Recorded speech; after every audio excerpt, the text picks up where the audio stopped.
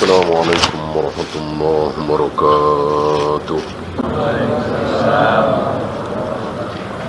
إن الحمد لله نحمده ونستعينه ونستغفره ونعوذ بالله من شرور أنفسنا ومن سيئات أعمالنا.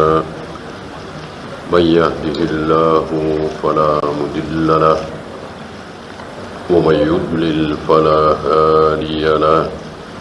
أشهد أن لا إله إلا الله وحده لا شريك له وأشهد أن محمدا عبده ورسوله وبعد.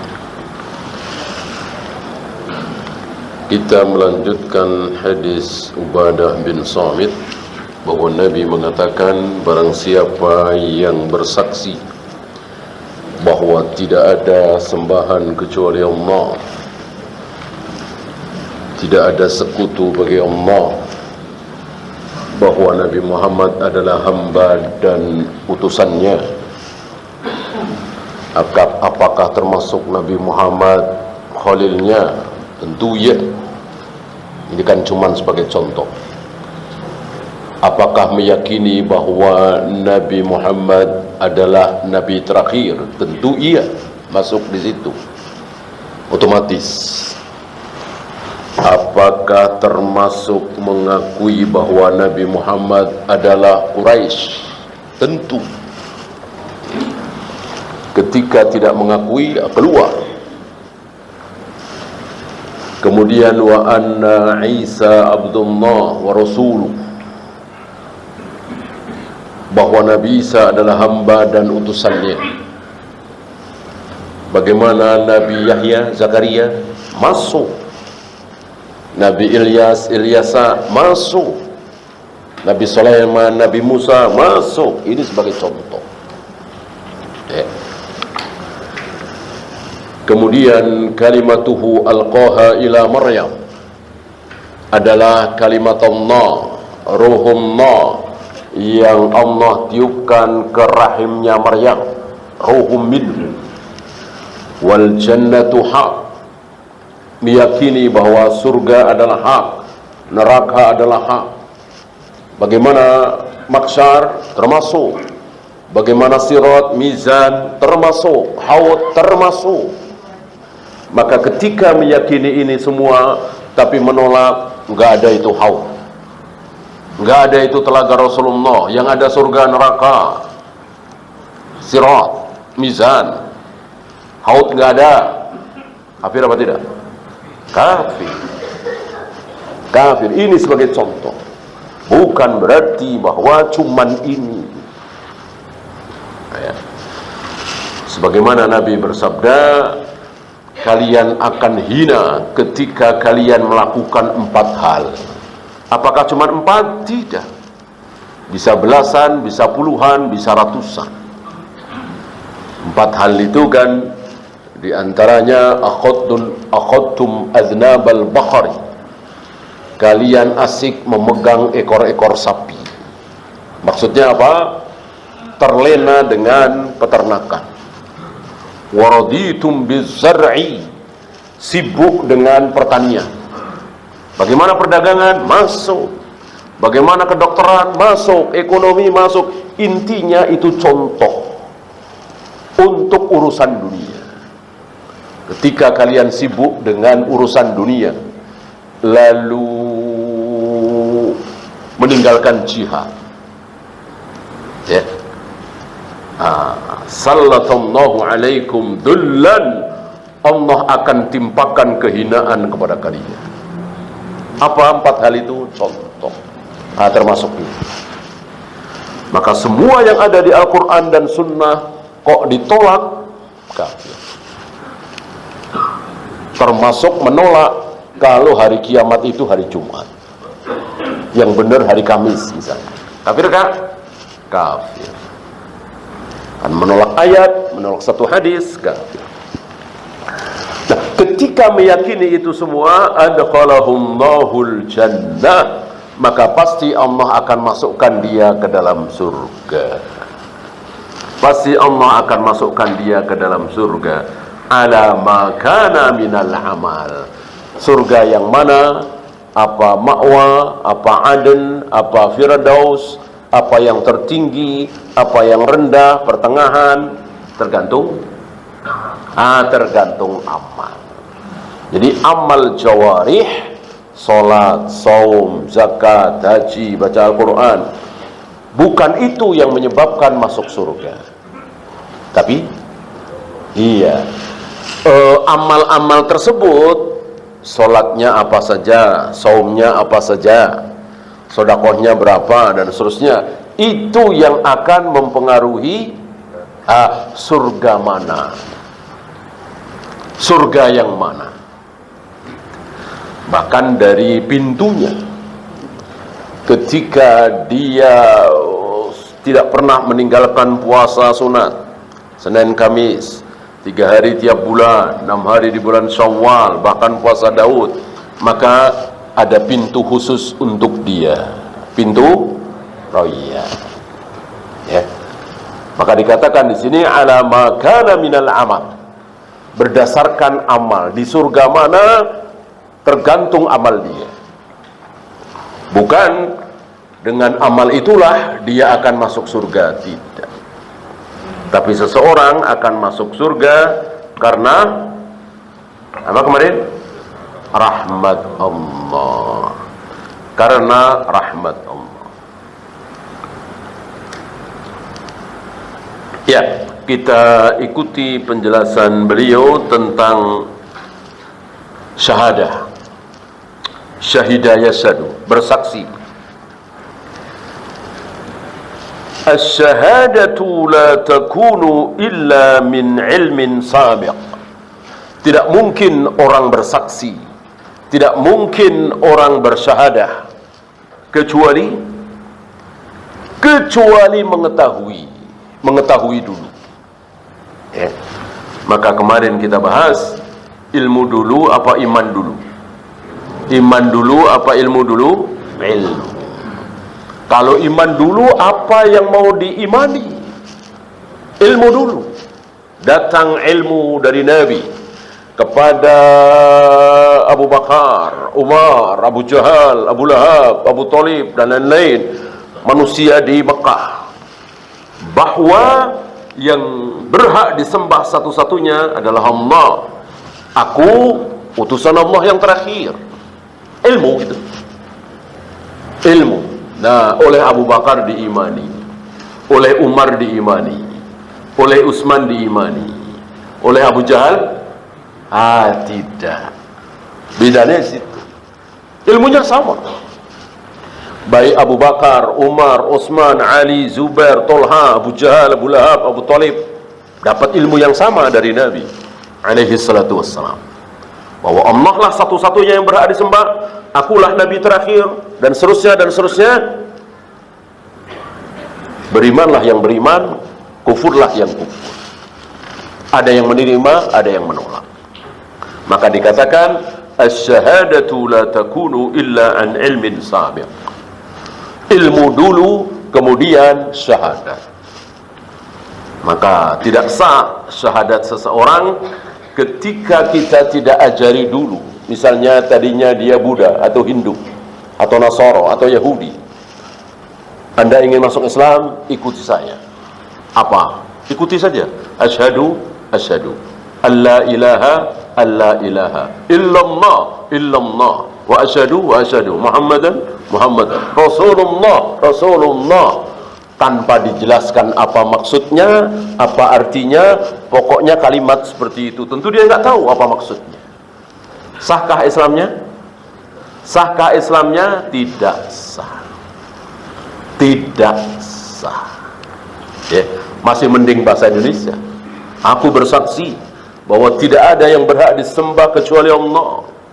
Aku bersaksi Muhammad adalah Rasulullah. Insya Allah sah. Ya, karena Islam adalah keyakinan di hati. Apa yang diyakini kalau nggak tahu apa-apa? Ya. Justru Abu Jahal, Abu Lahab menolak persaksian ini karena Abu Jahal, Abu Lahab tahu kalau kami mau mengucapkan la ilaha illallah, maka kami harus tinggalkan itu Lata, Uzza, Hubal, Manat. Abu Jahal, Abu Lahab tidak mau. Nanti akan dijelaskan lebih lanjut, ya, bahwa Abu Jahal, Abu Lahab tidak menolak kalau Allah itu ilah. Allah itu ilah diterima oleh Abu Jahal, Abu Lahab. Yang ditolak apa? Allah itu satu-satunya ilah, tidak ada ilah lain kecuali Allah. Ini yang ditolak. Maka bagi Abu Jahal, Abu Lahab dan teman-temannya, Allah adalah ilah, Lata, Uzza, Hubal, Manat dan seterusnya juga ilah. Atau minimal punya syafaat, atau minimal bisa menjadi perantara antara diri kami dengan Allah. Itu rusaknya tauhid Abu Jahal, Abu Lahab di sini. Bukan menolak Allah sebagai ilah, bukan, tapi menolak Allah sebagai satu-satunya ilah.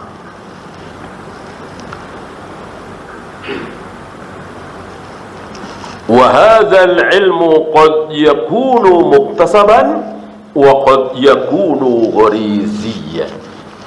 Dan ilmu ini kadang-kadang harus dengan belajar, kadang-kadang secara gharizah,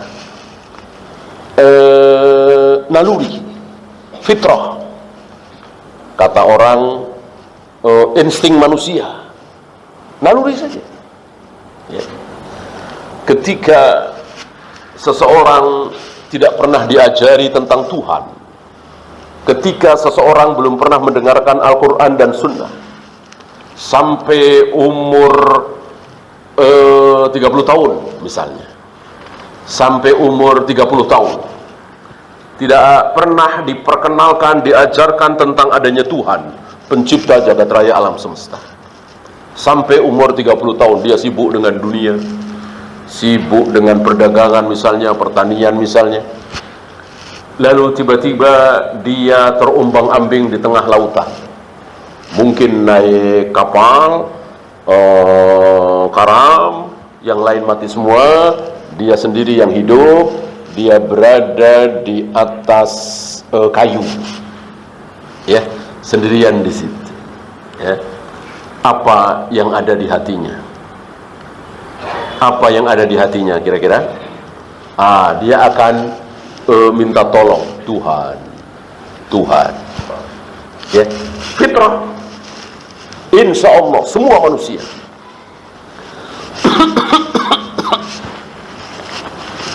Termasuk orang-orang ateis, orang-orang komunis yang dengan kesombongannya mengatakan Tuhan tidak ada. Itu ketika apa? Ketika mereka di hadapan manusia, ya sama dengan Fir'aun, Abu Jahal, Abu Lahab. Musa bohong, Musa tukang sihir, Musa nggak benar. Itu cuma di mulutnya, cuma di mulut Fir'aun. Wastaiqonatha anfusuhu.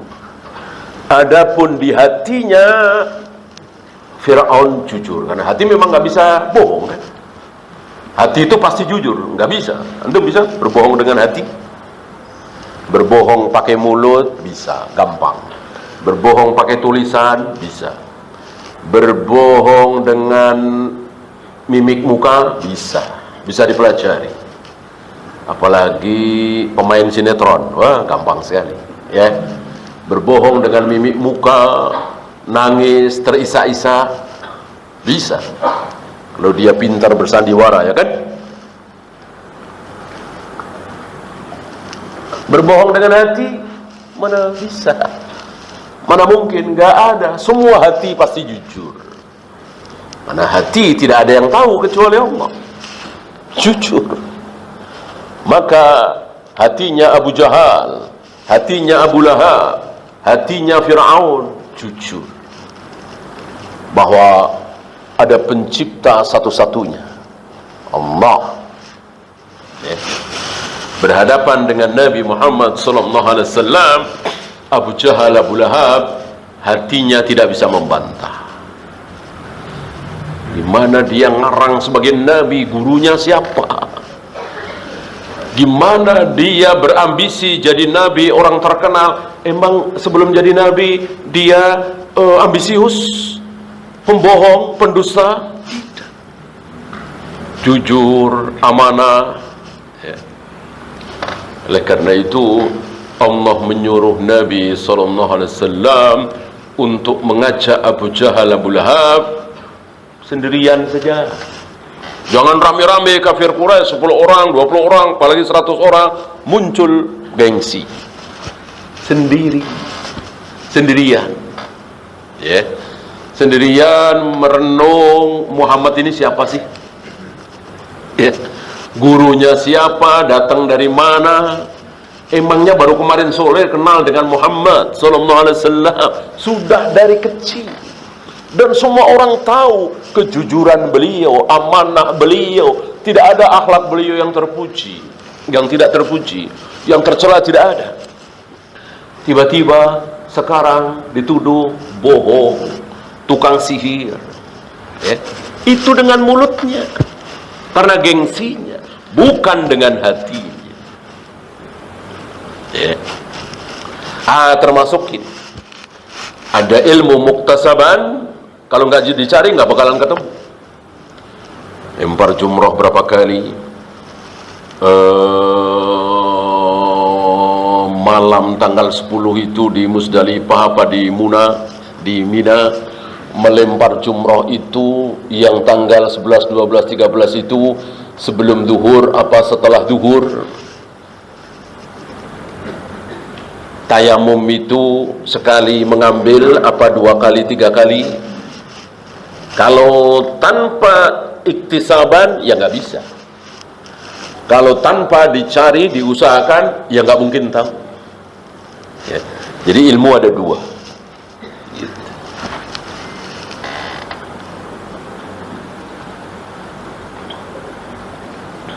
Adapun Tuhan itu ada dan Tuhan itu satu, nggak usah dicari, insya Allah ketemu. Allah berikan di fitrah kita masing-masing, nurani kita masing-masing. Apalagi yang lebih kecil dari itu. Ya. Dia belum pernah bergaul dengan manusia, diajari begini begitu. Kemudian dia punya pakaian. Kemudian disuruh telanjang, tentu malu dia. Ada fitrah begitu, malu, gitu ya.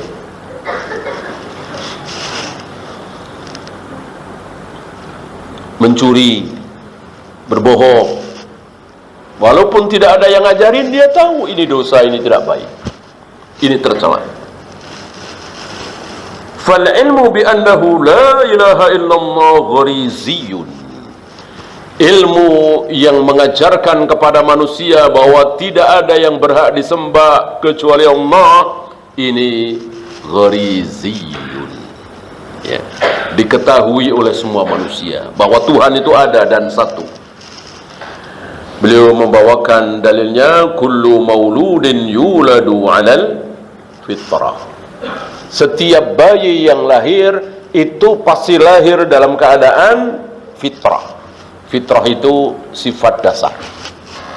Ya. Fitrah, suci. Fitrah manusia seperti ini. Fitrahnya kucing seperti ini.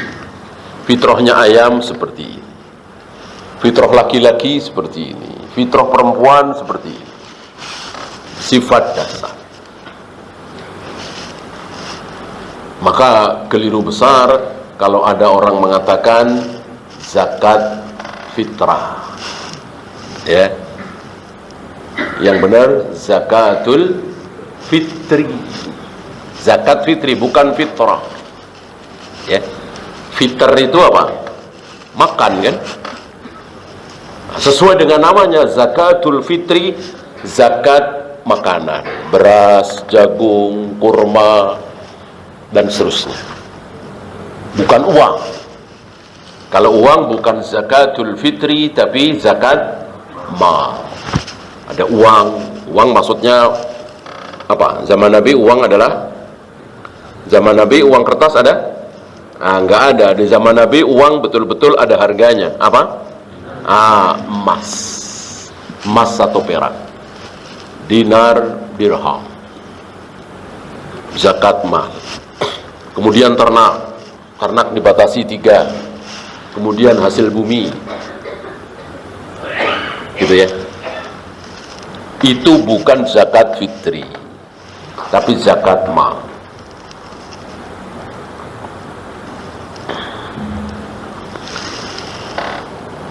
Nah, terusan dari hadis ini, fa'abawaihi,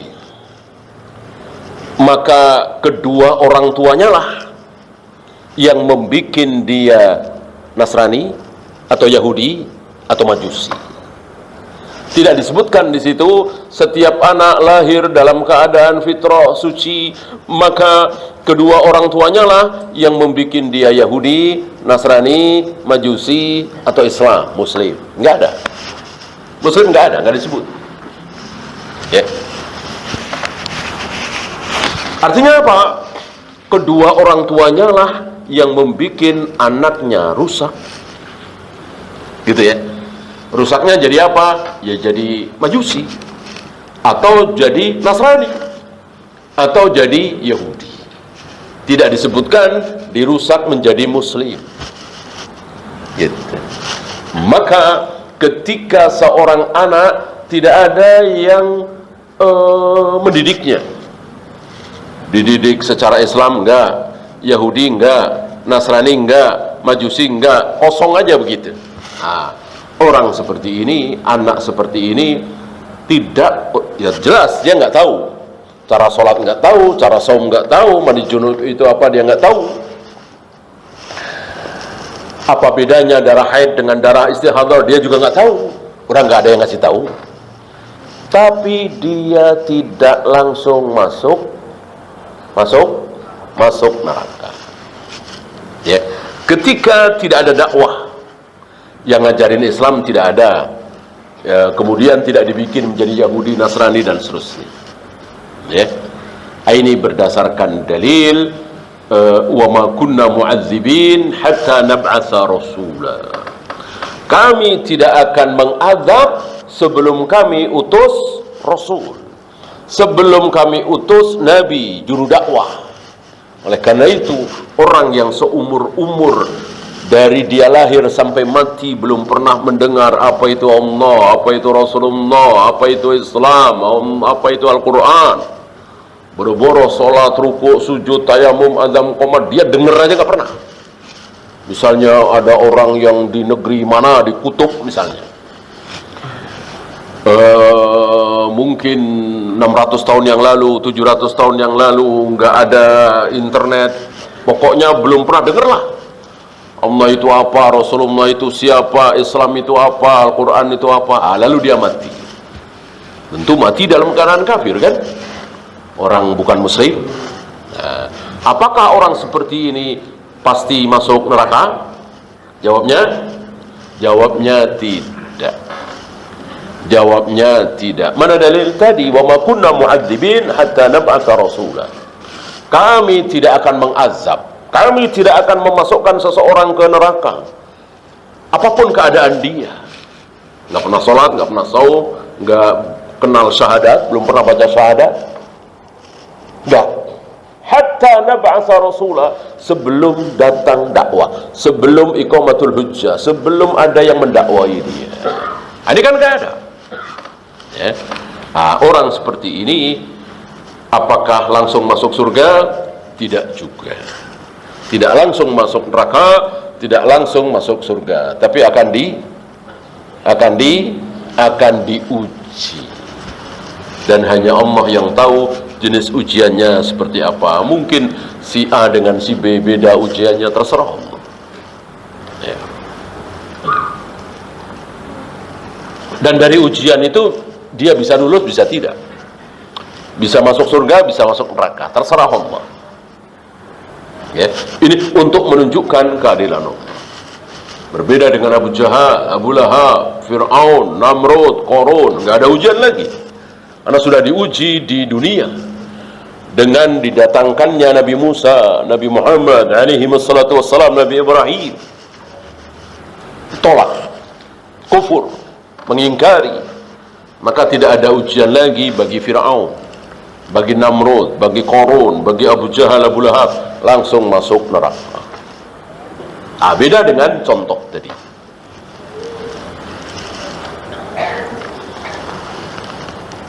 Wadhalika bitadabburi ayatillah wattafakkuri fiha. Dan iktisab yang dimaksud bisa dengan tadabbur, tafakkur.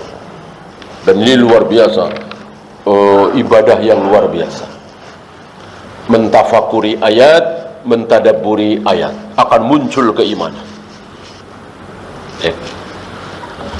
Ada kalanya seseorang yang lain pada sholat sunat tentunya, yang lain pada baca Al-Quran, yang terdengar suaranya gitu ya, yang lain pada baca tasbih, baca tahmid, lisannya, hatinya entah ya.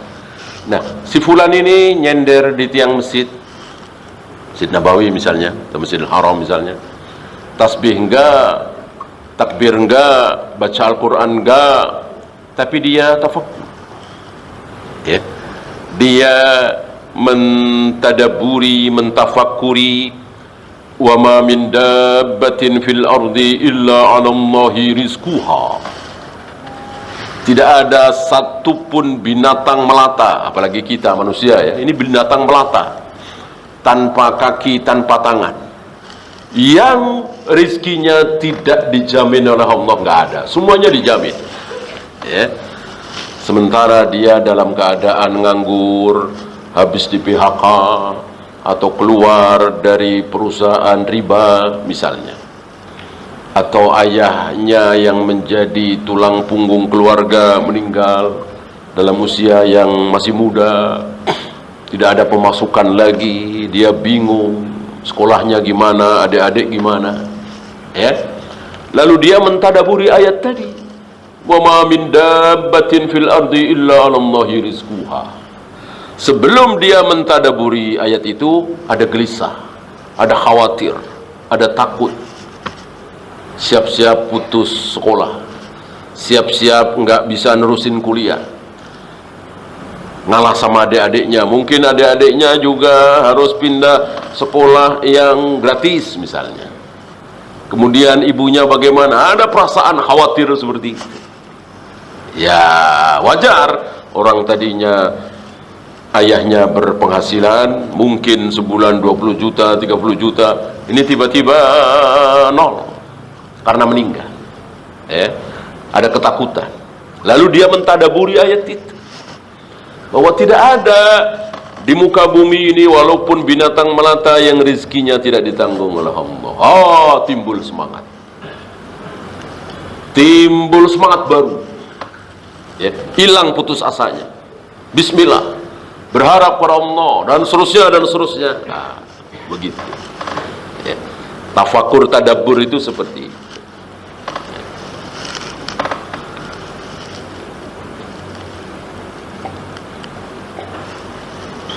Walaupun cuma dapat satu ayat itu, mungkin bisa setengah jam, 1 jam.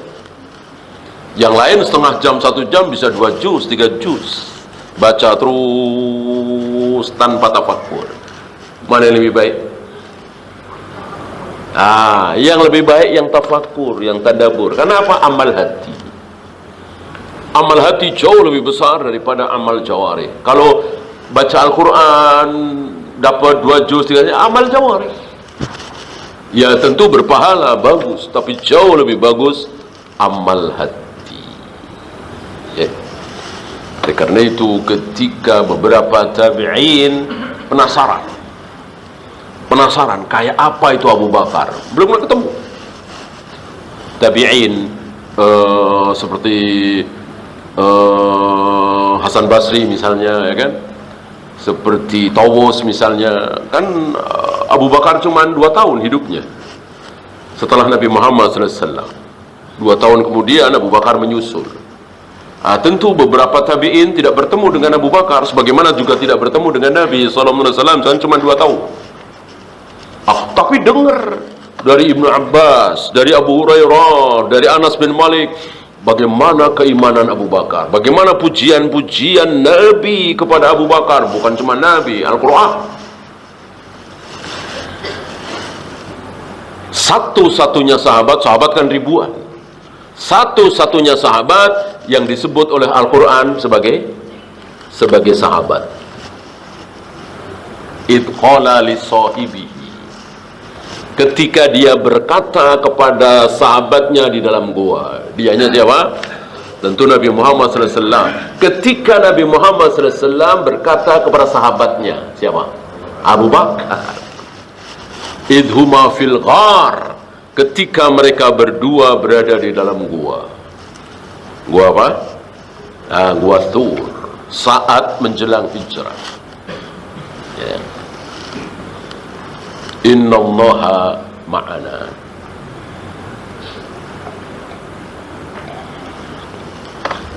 Saat Abu Bakar mengkhawatirkan Nabi alaihi salatu wassalam, ya Rasul, seandainya mereka merunduk sedikit saja, gak usah banyak-banyak, merunduk sedikit saja, habis kita. Tentu terlihat. Jadi guanya itu diriwayatkan agak ke bawah gitu ya. Jadi bukan datar gitu. Tadi agak ke bawah kayak liang gitu. Nah, disitulah beliau bersama Abu Bakar bersembunyi dari kejaran puluhan, hampir 100 ya, pemuda-pemuda yang siap dengan senjata. Ya. Bagaimana kalau mereka ada di antara mereka yang merunduk sedikit saja? Tentu mereka melihat kita, habis kita. Masih ingat jawaban Nabi atas kekhawatiran Abu Bakar ini? Ma dhannuka bi itsnain. Bagaimana pendapatmu wahai Abu Bakar dengan dua orang? Wallahu thalithuhuma. Sementara mereka berdua ini bukan cuman berdua, tapi bertiga. Siapa yang ketiga? Allah. Jadi kita ini bukan berdua wahai Abu Bakar, kita ini bertiga. Aku, kamu, Allah. Ya, tenang Abu Bakar. Ya. Orang kita bilang, udah tenang Pak. Kita ini bukan cuma berdua, ya. Saya, Bapak, ada satu lagi. Siapa? Pak Jenderal. Tenang deh. Jenderal doang. Tenang, ya. Kita ini bertiga, Pak. Saya, Bapak, Pak Gubernur. Kita bertiga. Oh gitu ya? Pak Gubernur sama kita? Iya sama kita. Tenang dia. Padahal cuma Gubernur. Apalagi Presiden. Ini Allah Rabbul Alamin. Gimana Abu Bakar nggak tenang? Ini luar biasa. Ucapan Nabi alaihi salatu wassalam, ya, menenangkan Abu Bakar, keyakinan yang luar biasa. Ya, coba kalau kita yang jadi pemimpin seperti Rasulullah, gimana ini? Iya ya, gimana ya? Kalau kita gitu, iya ya, gimana ya? Ayo kita berdoa ya. Enggak memberikan ketenangan. Seorang pemimpin memberikan ketenangan, tenang. Bukan malah menakut-nakuti. Pemimpin itu memberikan ketenangan terhadap rakyat, terhadap umumnya kaum muslimin. Sunnah kita berikan keterangan, jangan menakut-nakuti. Antum tahu yang suka nakut-nakutin siapa? Yang suka nakut-nakuti kaum muslimin siapa? Masih ingat? Innan nasa qad jama'u lakum. Orang-orang udah pada berkumpul mau nyerang kita, mau nyerang Madinah. Ini keluar dari mulutnya siapa? Ini kan nakut-nakutin kan? Orang-orang pasukan Abu Sufyan, kafir Quraisy, kemudian orang-orang Arab Badui sudah berkumpul, sudah bersatu padu mau menyerang kita. Ini ucapan yang keluar dari mulut siapa? Orang-orang munafik. Orang-orang munafik seperti itu, hobinya menakut-nakuti kaum muslimin. Beda dengan Rasul, para sahabat menenangkan. Ya. Maka tidak pantas para tokoh Islam, apalagi ustadz, kiai, ulama menakut-nakuti kaum muslimin. Nggak pantas. Jangan takut-takuti. Awas nanti salah pilih, awas ya. Oh, ditakut-takuti. Awas nanti 5 tahun lagi. Ya, kemarin kan kita ditakut-takuti. Awas. Dulu awas 2019. Awas 2024. Awas begini, awas begitu. Nakut-nakuti jangan. Tidak ada sunnahnya. Seandainya kita betul ada bahaya, maka tidak perlu disampaikan, agar kaum muslimin tenang. Gitu ya. Para tokoh yang berpikir gimana caranya supaya bahaya ini tidak sampai. Karena kan percuma takut doang ya kan. Akan lebih baik kalau tenang. Jangan menakut-nakuti.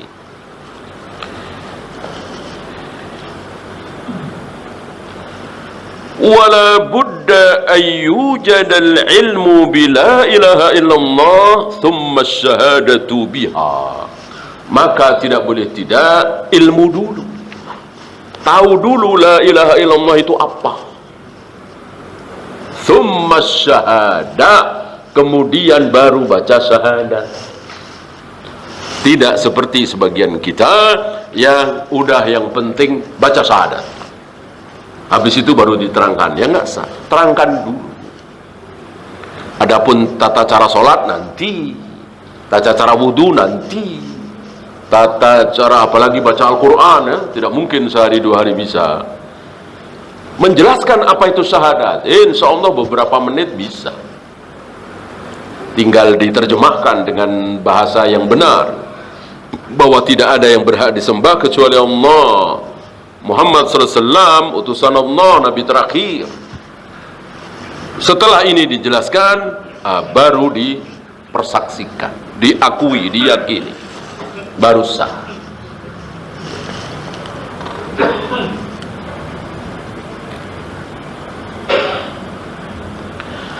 Kemudian ada sedikit pembahasan an. Man syahida an.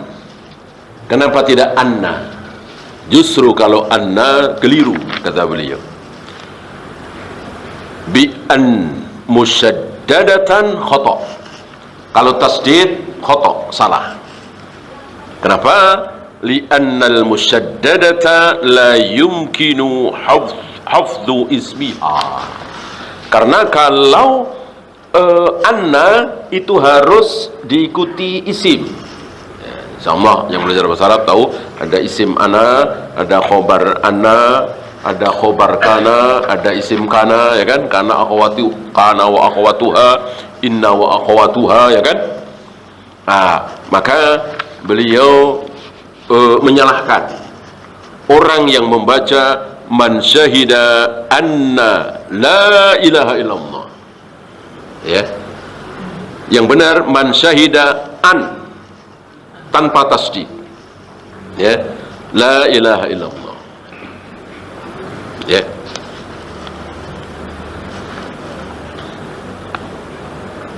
Beda dengan Muhammad Rasulullah, itu ada anna. Karena langsung isim kan? Isimnya Muhammad tadi. Kalau ini kan langsung huruf la nafi kan? Gitu. Ini pembahasan nahwu.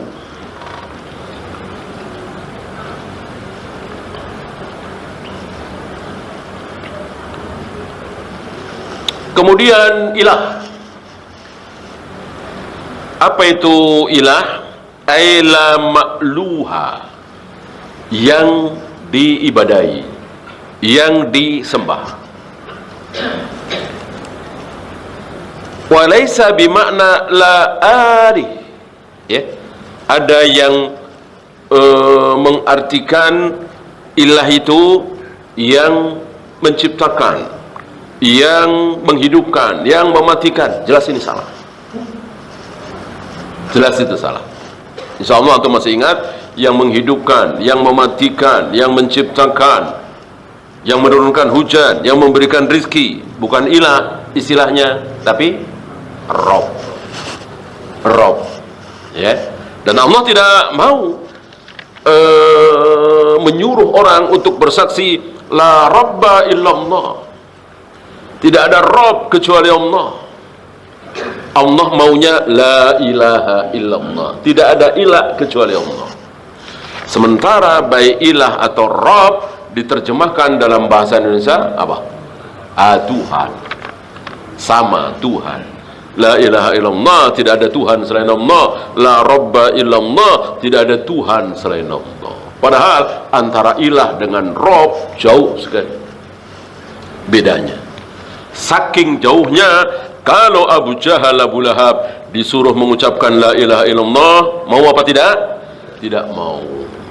Tapi kalau Abu Jahal dan Abu Lahab dan yang lain disuruh mengatakan la rabba illallah, mau apa tidak? Mau. Mau. Memang keyakinan Abu Jahal, Abu Lahab seperti itu. Rabb satu-satunya ya Allah. La ta'uzahu bal manat, enggak. La ta'uzahu bal manat dan lain-lain tidak bisa menurunkan hujan, tidak bisa menghidupkan, tidak bisa mematikan, tidak bisa memberikan rezeki. Kata siapa? Kata Abu Jahal, kata Abu Lahab dan lain-lain. Mereka yakin betul. Karena la ta'uzahu bal manat itu sekedar perantara antara diri kami yang kotor ini untuk menuju Allah yang suci, mesti melewati orang-orang suci. Ini orang-orang suci yang telah meninggal. La ta'uzahu bal manat itu mirip-mirip siapa dulu? Nabi Nuh. Yaghus, Ya'uq, Suwa, Uwad, Nasr, sama. Ini orang-orang saleh yang sudah meninggal, dijadikan perantara. Ada yang keyakinannya seperti itu di negeri kita? Banyak. Untuk mendekatkan diri kepada Allah mesti melewati kuburan orang-orang saleh. Ya, ada di Cirebon, ada di Demak, ada di Banten, ada di Madura, ada di mana-mana. Kuburan para wali, kuburan keramat. Ya, maka beda kuburan biasa dengan kuburan keramat, beda. Ditulisi makam keramat, gitu. Banyak pengunjungnya. Banyak pengunjung, kadang pakai bus, ya. Maka sebagian mereka melihat, wah ini bagus juga nih, ya kan? Bagus juga nih, parkirnya udah berapa, ya kan? Belum nanti mereka kalau lapar makan segala macam. Maka dibikinlah itu. Kuburan keramat selanjutnya, kuburan keramat selanjutnya. Sudah masuk Isya? Silakan azan dulu. Wassallallahu ala Muhammadin sallallahu alaihi wasallam wa akhiru da'wana alhamdulillahi rabbil alamin.